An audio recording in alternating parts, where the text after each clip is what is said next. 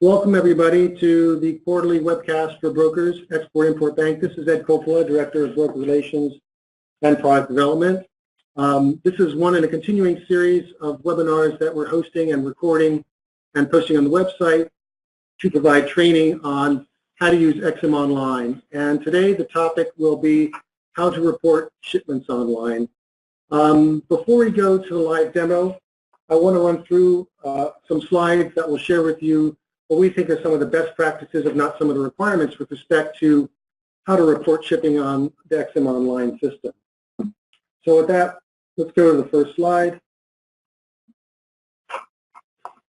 So before you even start shipping, a pretty basic requirement is, or recommendation is, to make sure that the shipment is actually eligible.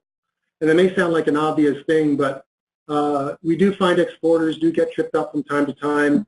So it doesn't help, for example, to check the country limitation schedule before you ship, and if you haven't already, to sign up or have your exporters sign up to get automatic email notifications when the country limitation schedule is updated. And you can do that by accessing the CLS on the website. There is a link embedded in the document that you can click on to sign up to do that.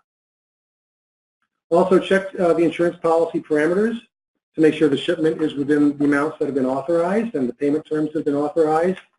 There are certain situations where EOL will let the exporter report the shipment even though it may not be fully eligible.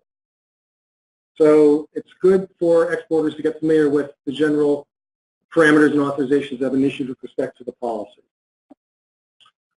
It's good to get familiar with Article 3 of the insurance policy, which describes what constitutes an insured transaction.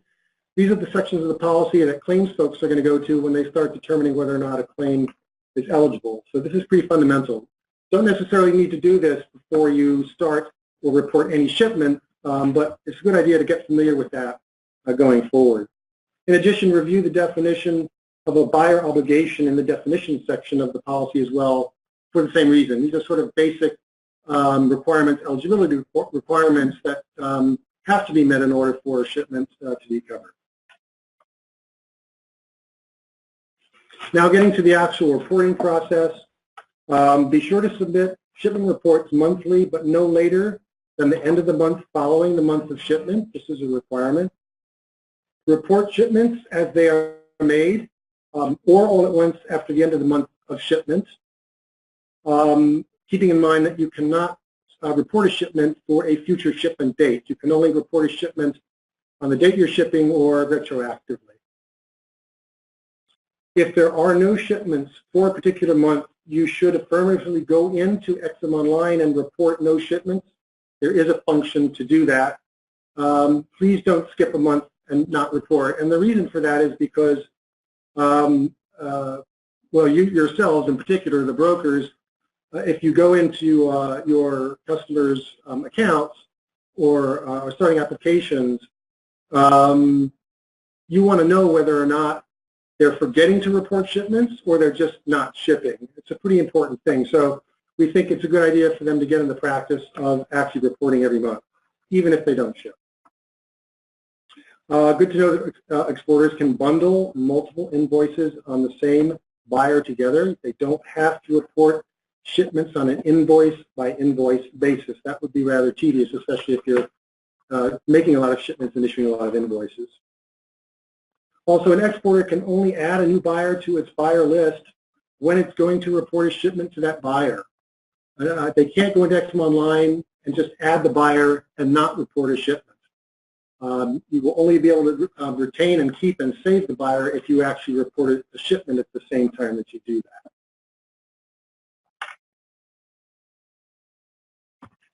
The appearance of a buyer on the exporter's buyer list does not automatically mean that a shipment will be fully eligible. And here I would just refer you back to the comments I made a short while ago in the before shipping section.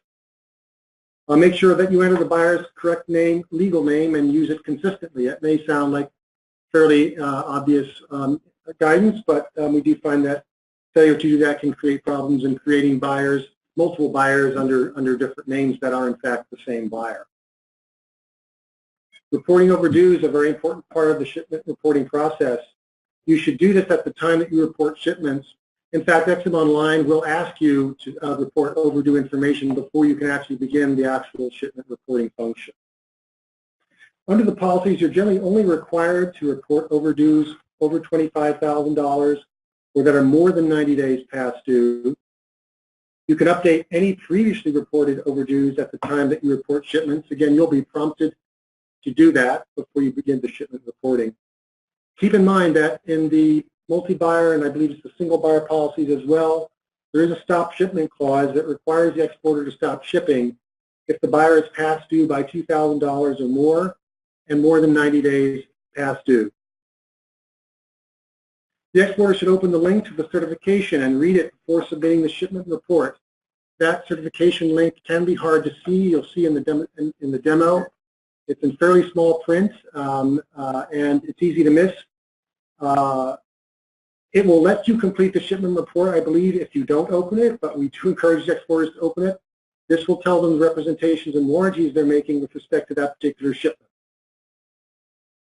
And finally, you brokers, you can help the exporters complete a shipment report in Ex-Im Online. But as you do with applications, generally speaking, the exporter is the one who should actually submit the report. And that's more for liability and, in your case, E&O issues as well. Okay, that's it. Keep those in mind. Again, this will be posted on the website for future reference. And now let's go to Ex-Im Online and begin the live demo.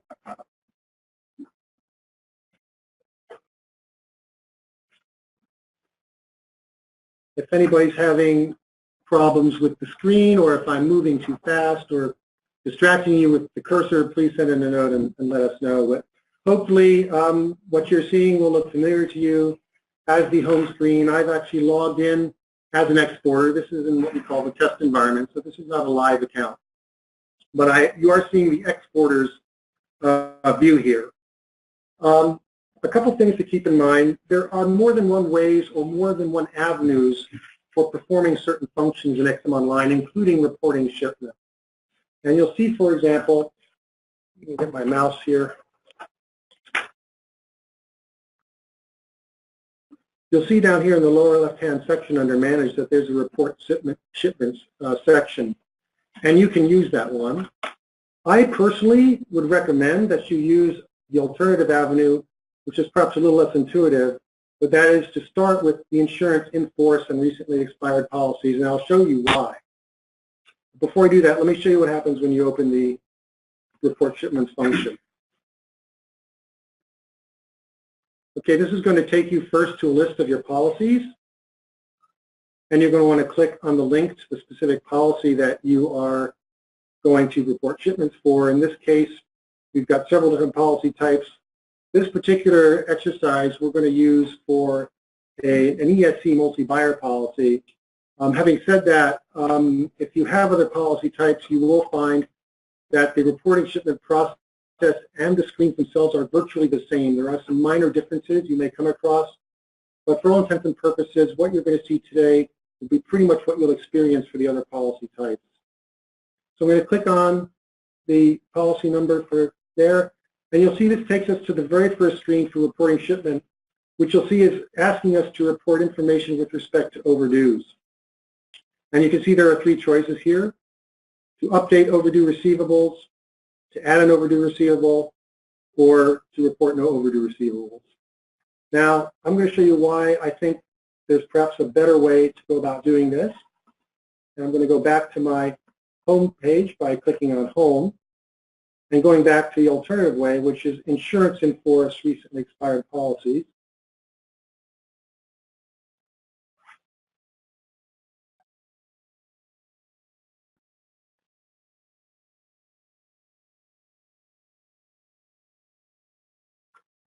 Which is taking some time, more time than it should. Okay. So this will also take us to the same screen where we first have to choose the policy. So let's go select the same policy that we selected before.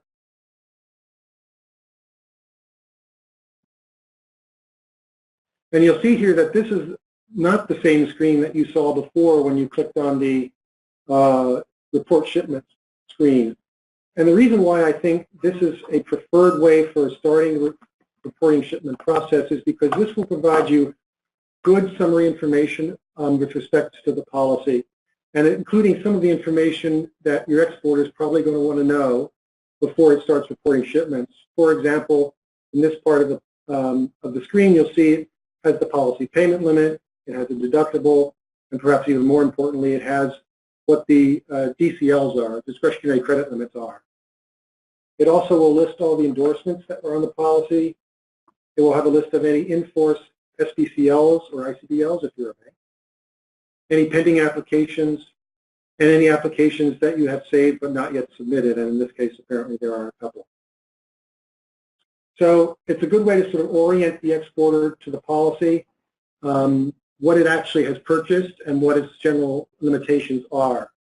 And from here, where you start the reporting process is you click on the link, report and view shipments.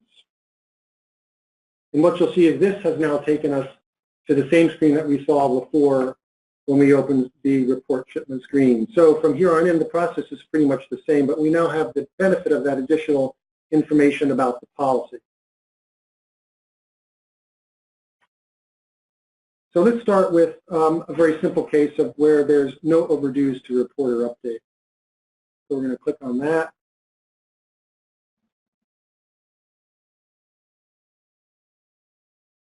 And here you're going to be taken to what I call sort of the home screen or the home page for reporting shipments. This is going to provide you all the information you need to search for buyers, to select a buyer, to report a shipment. And it always also helps to read the instructions, which I always encourage people to do, which sometimes they don't. And just to read it quickly at the top, you'll say, it says to enter shipment, select your buyers from the list below, enter details and select add shipment.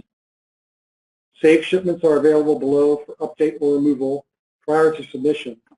Those shipments, if they were saved, would be down at the bottom of the screen. In this particular case, we don't have any, but if there were, you would see them down here at the bottom in a separate little table.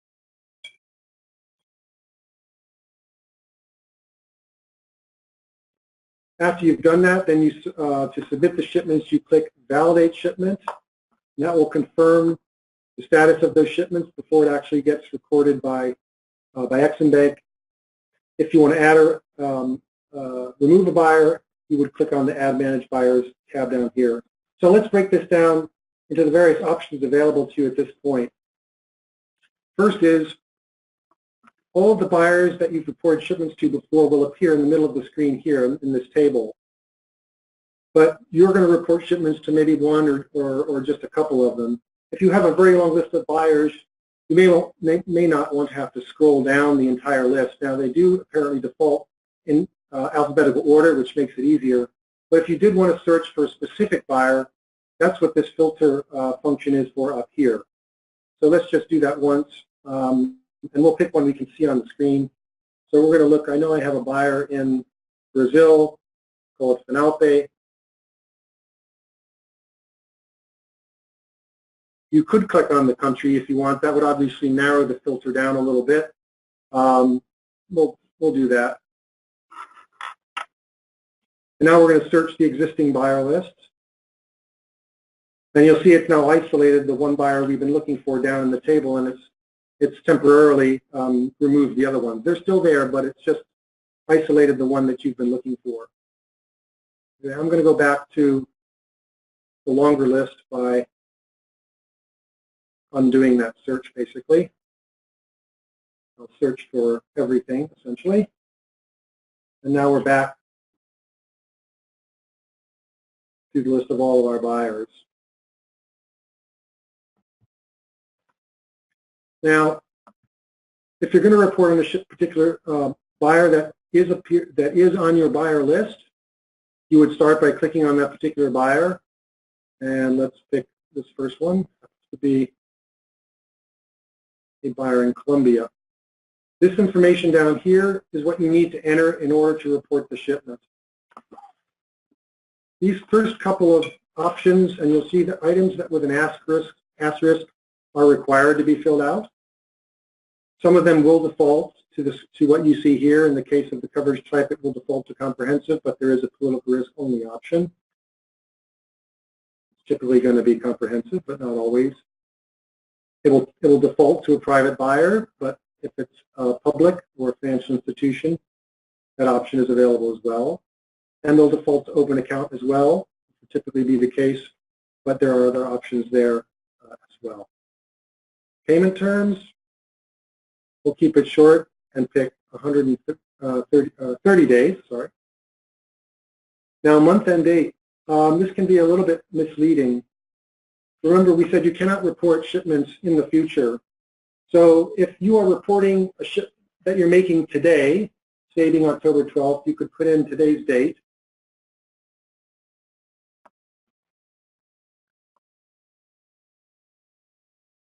And that would be okay, and we can put an amount. Let's say 25. I'm going to say actually a higher amount because I want to trigger some of the warning messages that you'll get. And at this point, you would click shipment. Now, if we were reporting shipments for the month of September, which we still have the ability to do, you would type in here September 30th, 2017. That would be the end of the month for the shipments that you're reporting. In this case, we've decided we're going to report shipments as we ship. And so I put in today's date because we're making a shipment today. So I'm going to click on Add Shipment. It will bring me back to this screen. And you'll now see at the bottom of the screen it has added that shipment. It has the buyer's name, country, the shipment date, the amount, the premium rate and premium, indicating that it's supposedly under the DCL. And it also has links that will enable you to update that if you think you want to change something or you've made a mistake in what you have reported just above, or you can remove it if you want to start over or you've otherwise made a mistake. There's also a link here to a confirmation number. You can click on that and show you what that looks like. This is sort of a summary page of all the details with respect to the particular shipment that you are wanting to report to. You can go back to the previous screen by clicking on back. Go back there. Let me get rid of this.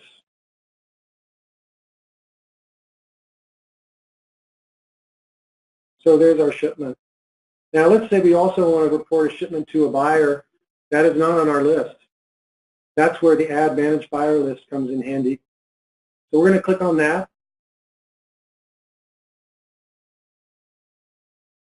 And now what you're going to see here is a list of all the buyers that you've worked with in the past. And here they're giving you an opportunity to review those or remove them if you want. This is more or less just sort of done as a courtesy to you to update your buyer list. If there's someone on there who you don't think you're ever going to ship to again, you might want to remove them just to remove some of the clutter from your account. And if you follow the instructions, it says to add a new buyer or issuing bank to the policy, click on Search All XM. I'm going to do that. And here we're going to see if the buyer is in Ex-Im Bank's database. And so we're basically going to do a search of that database and start by selecting the country of the buyer.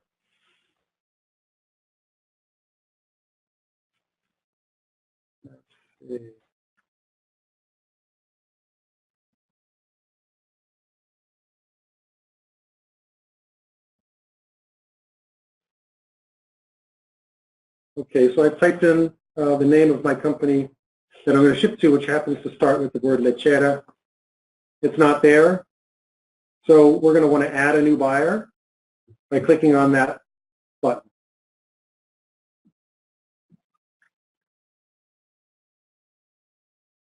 So here there are certain minimum fields that you need to fill out, and those do have an asterisk. There's a lot more additional information that you can fill out. And in most cases, I would say the more information you provide, the better. But at a minimum, you need to fill out the company type, which will default to company. There are other options there as well, financial institution, sovereign. The country, which we had already selected.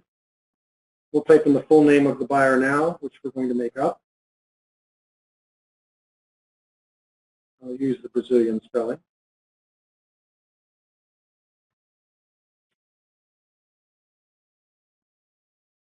Street address.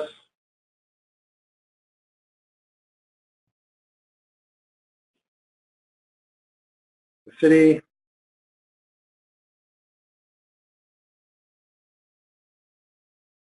No, I didn't get that right. Sorry about that. And although it's not asterisk, I do believe you are required to enter the state as well. Okay, we could fill in the rest of this information, but for the sake of convenience here, we'll skip that right now. So we've entered that basic information, and we're going to click Add Buyer.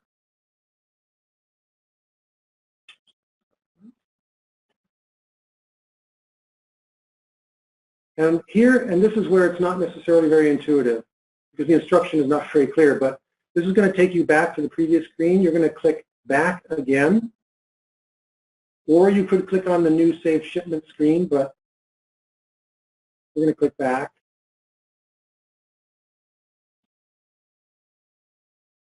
Oh, it wasn't there. Oh, sorry. It is there. Here's our new buyer. It's been added to this list here. So now we've added this new buyer to our buyer list, and we can now report a shipment to that buyer.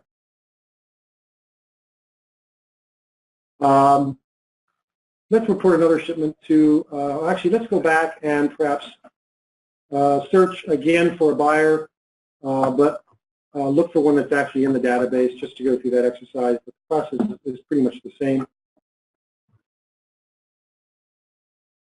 So again, we see our list of buyers. You'll note that that buyer we added is now on this list as well over here.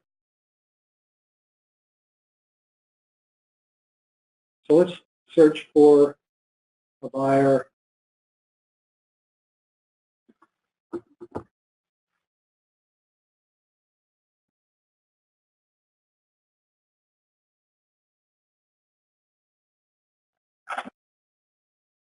I type the first few letters of the buyer's name, and you see that our system's identified a number of buyers that have that. Obviously, the more that you enter in that field, the shorter the list will be. So let's pick one of these.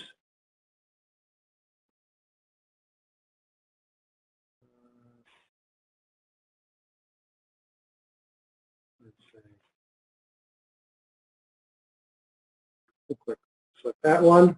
And Ed, I would mention, I think it's a good idea when people select a buyer that's already populated that the address looks right to them. In other words, in some cases here where it's blank, that's probably not a good sign. Yeah. Yeah. So you keep in mind there are a lot of people entering a lot of information in the system all the time. And so you can imagine that there are certain places where the data integrity is perhaps not going to be as great as it could or should be. So we found our new buyer, which happens to be already in the system. So we're going to add, we're going to continue actually.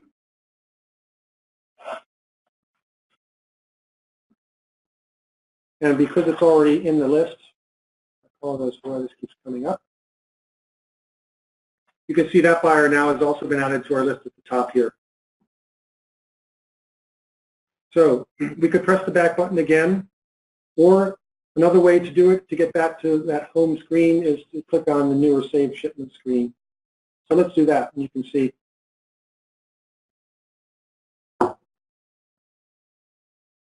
So here we are back to, again, the home shipping screen. I've only reported the one shipment so far, but you'll see that the buyers we've added are now here. The latest one we added in Mexico is at the top of the list. Let's report one more shipment.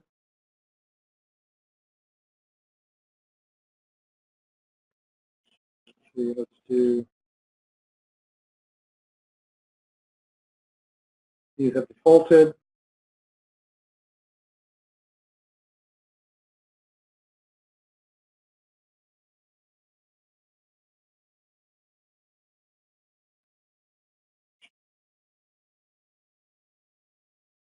So we're going to add shipment.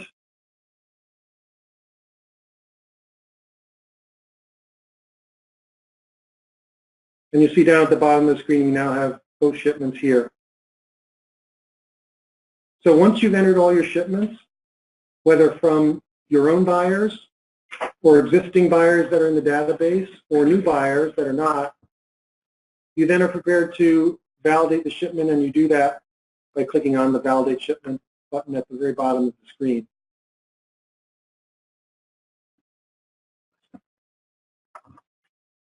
We have a question. Okay. To confirm, in an EFC application, you can report a shipment to a buyer even though you never added the buyer to your policy before. Brackets, apply for a new SBCL application. Is this the same case for an EXP application? By XP, I think they need an express application. I'm going to go to my crew. I'm surrounded here by a lot of folks who are helping me out from the underwriting side. Let me do that again. To confirm, in an ESC application, you can report a shipment to a buyer even though you never added the buyer to your policy before. Yeah. You can, okay. Got one of my colleagues here who wants to chime in on that. For ESC, you can add new buyers, that's correct. Yeah. Is that the question? But for an express policy, right, yeah, if you can speak up, Christina. Right. For a DCL shipment under an ESC policy, yes, you can add that buyer yourself. For a DCL for a shipment. DCL shipment, correct. Right. And then the question was about Under express, right. Those require each buyer to be approved ahead of time. Exactly. So you can't add that buyer until it's approved under an SBCL. Okay. So we've clicked the Validate button, and now it's going to give you a summary of the shipments, which will appear here towards the bottom of the screen. And here, the most important thing to note are these validation messages here. Here, you'll be told if there's something that looks strange, odd, or amiss with respect to the shipment that you've reported. It may also tell you if a particular shipment was rejected, as was the case of the one down here in Brazil. Very important to look at those. You'll also see here that there are links to remove and update the shipment at this point. At this point, you haven't submitted the shipment. It is saved, so you could in fact come back later another time and add new shipments. These shipments will still be in your account, but they will not yet have been submitted yet. Let's look at these validation messages as some examples. It says here with respect to the one in Colombia, it says the shipment amount is greater than the DCL limit. The shipment amount limit for the DCL is $20,000, and currently the transaction is only eligible for partial coverage. To apply for an increase in coverage, please click on the link to apply for SBCL, IBCL for application information and to review the short-term credit standards required for your policy. Now, I'm not reading that out just to sort of delve into the specifics of that particular warning message, but just to point out the importance of this screen and reading those validation messages. And it's an example of where the system will let you submit a shipment, but your coverage may be impacted based on the information that you have provided.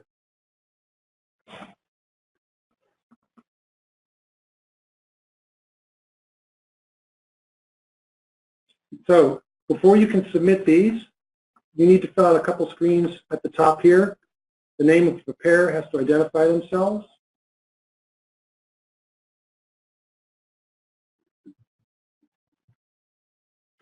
It has the date prepared, the filing date, and the date submitted. And here's a link to the certification. You can see it can be a little bit hard to see, but let's open that up.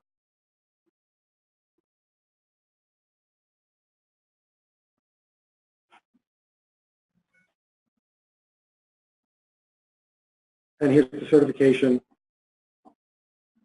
we hereby certify. So you want to make sure that the exporter reads this before they actually submit these shipments.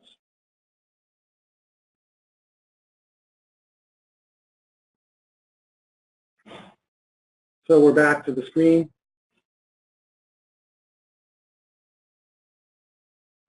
Everything looks relatively good, even though one of our shipments was rejected. But let's go ahead to see how the process finishes out. We're going to submit the shipment report.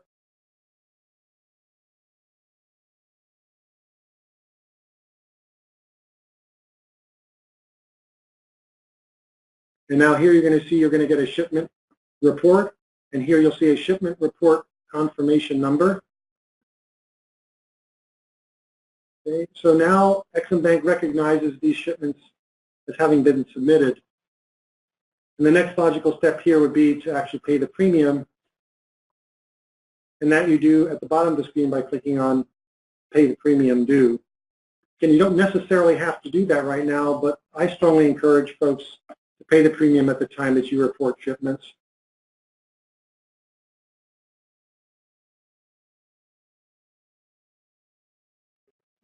So here it's going to come up with a number of transactions that are available for payment. These are from previous tests that we've done using this particular account.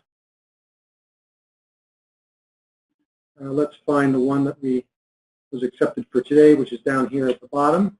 This is our policy number. You know, this is the one we just reported because that's the one dated October 12th. And we can see the premium due is $475.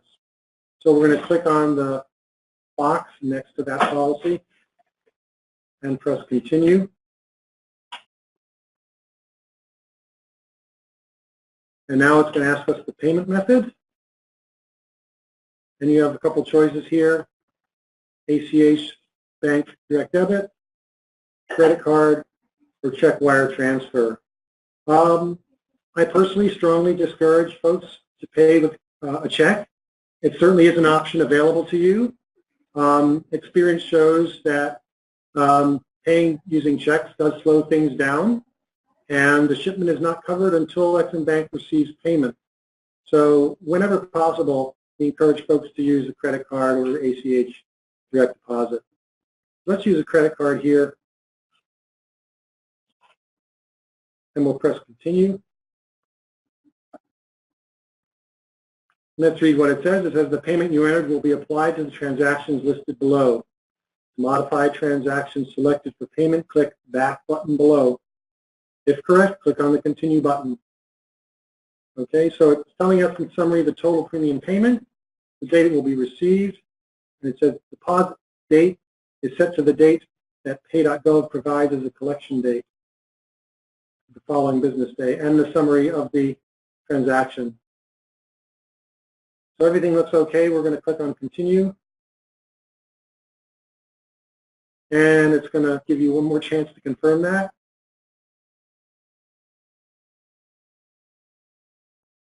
And here's where you would enter your payment information. We're obviously going to stop at this point. You will be asked to do this, I believe, every time you go to pay a premium. I don't think it saves these details. Someone in the room might know that, but you may have to actually enter that again. So once you do that, press on continue with plastic card payment. And we won't be able to go there because I don't have credit card information to fill out. But so that will basically complete the shipment reporting process for that particular shipment, and there will be confirmations in the system. So I'm going to go back. I'm going to click on here, return to your originating application.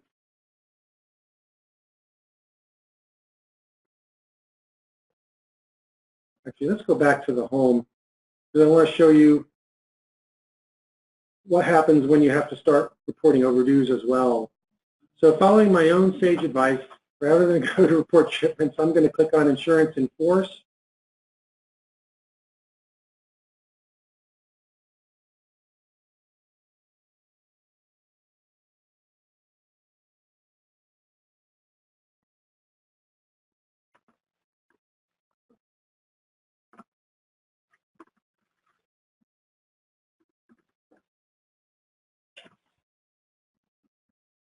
I'm going to go select that policy.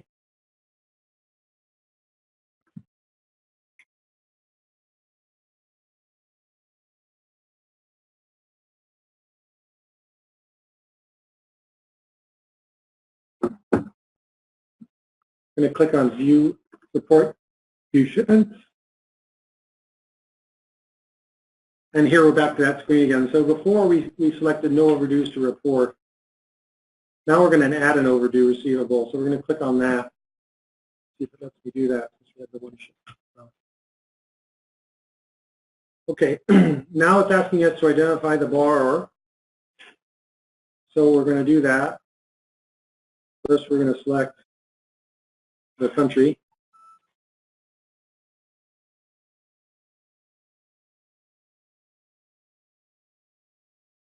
Now you could fill out the shipment date range and start to enter the buyer name. In this case, for sake of expediency, I'm just going to click on Get Results.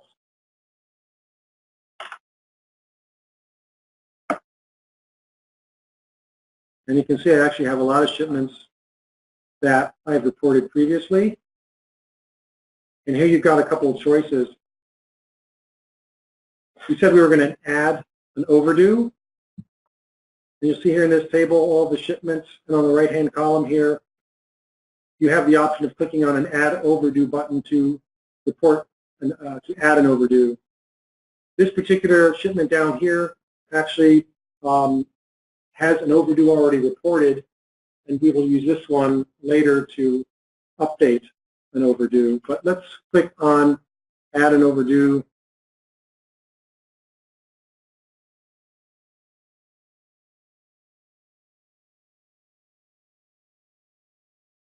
We'll take you to this screen here.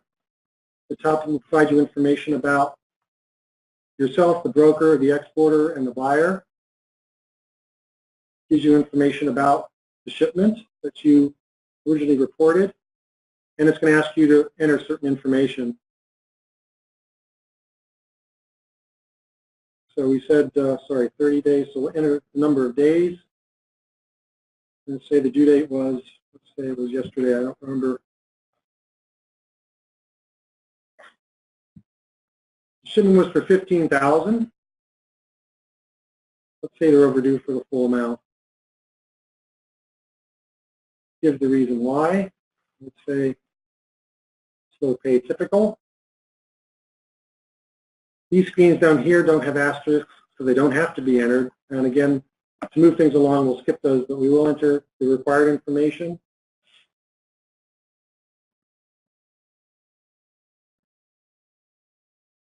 And when we're done, we're going to select Continue. It's now confirmed there was the information you provided. It says overdue receivable has been submitted successfully, and it's given you this confirmation number. And from here you have a couple choices. You can add another overdue. If you don't want to do that, you can view and update your overdues by clicking on the link at the bottom, quick link at the bottom on the right-hand side here. What this will do is open up this screen, which will give you a list of your overdue shipments, and it will allow you then to edit them. So if you've received a partial payment, for example, on a shipment or total payment, then you could click on one of these to change that. So let's do that.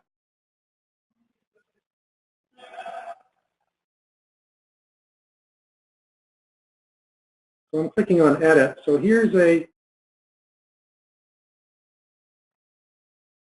overdue shipment that we reported earlier. This was a $10,000 shipment. We reported an overdue amount of $5,000. Now let's say they pay the whole thing off. And when and if that happens, you do need to enter 0 in the field here. You can't leave it blank or it won't accept it. So we've now received our $10,000, and we're going to press Continue.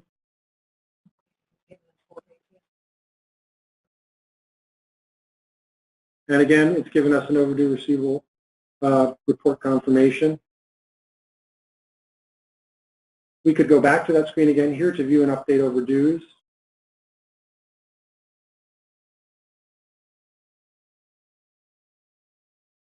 and you'll see it's actually now been placed to 0. I'm trying to remember which one we did. I think it was this top one here.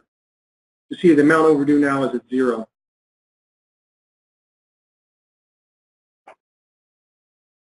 So let's go back to the back button. And that's going to take us back to the beginning of the overdue reporting screen. The system's always going to want to ask you to report information with respect to receivables before you go to shipments. So let's select the third function now, which is to update an overdue receivable, which we've just done. But let's do it, see what it looks like starting from this particular screen.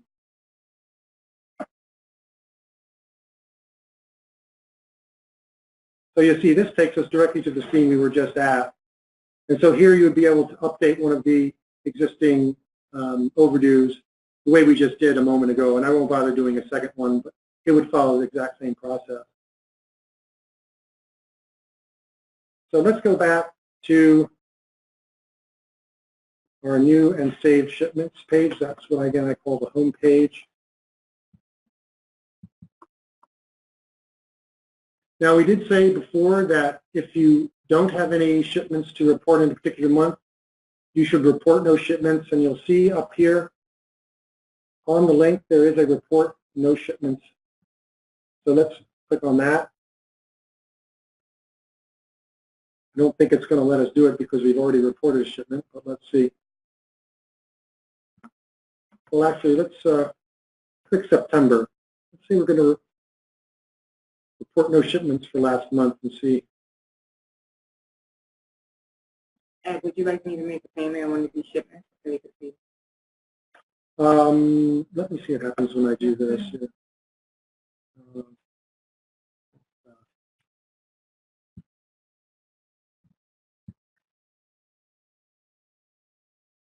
Yeah, so it's not going to let me do that because I didn't have report some shipments.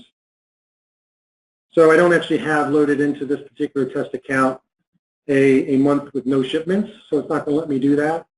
But if you follow that screen, it will take you to the, sorry? If you omitted or forgot about a shipment in September, you couldn't go back and add it? You have it until the end of the month following the month of shipment. Okay. So, yes. So I would still be in the window to add it now. Correct. Before the end of the month. Correct. Before the end of October. Okay.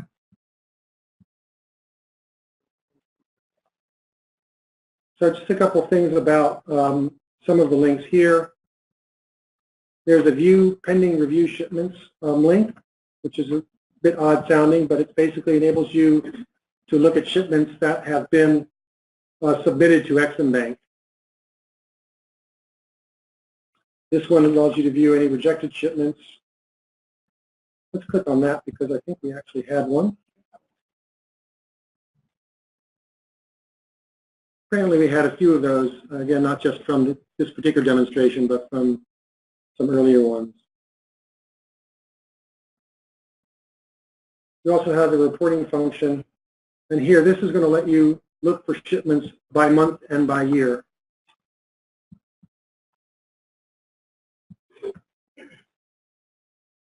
So we'll click September and get results. And here's a list of all the shipments from September. It itemizes them each with their reporting confirmation number. It tells you the total amount shipped at the bottom, the total premium, and the premium that's actually been paid. So we've got some shipments yet that have not been submitted and paid yet.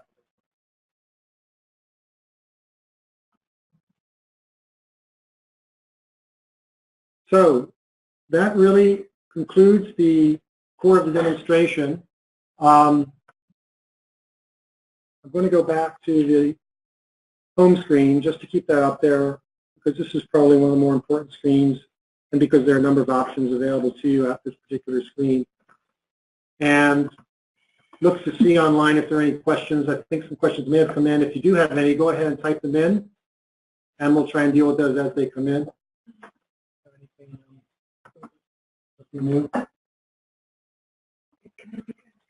Yes, we have a comment from Lindsay Grant here. Just, excuse me, you showed the landing page where they can check the parameters, which is like I mentioned, a good idea. I think for terms, I would encourage them to also encourage the number of days terms on the DCL and the SCCL.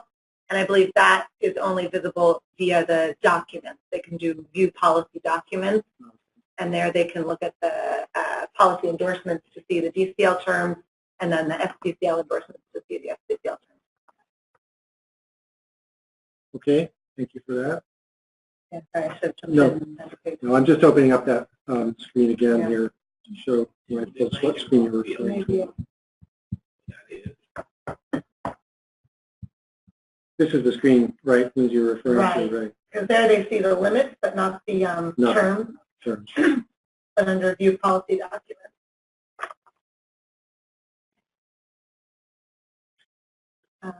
So the DCL. Under declarations? I think the DCL terms will be maybe that G005, the third one. And then it looks like that.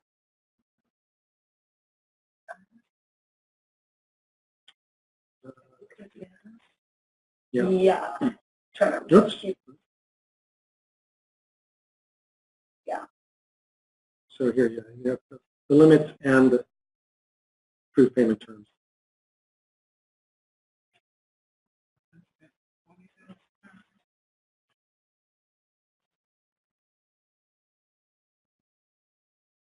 Oops, I just X out of that back time. Okay. You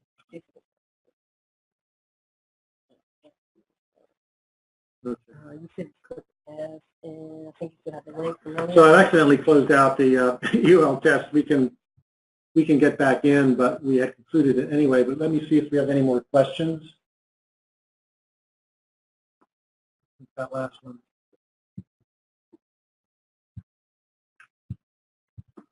So I'm not seeing any more questions. If that's the case, I'd like to thank you all for joining. I hope this was helpful.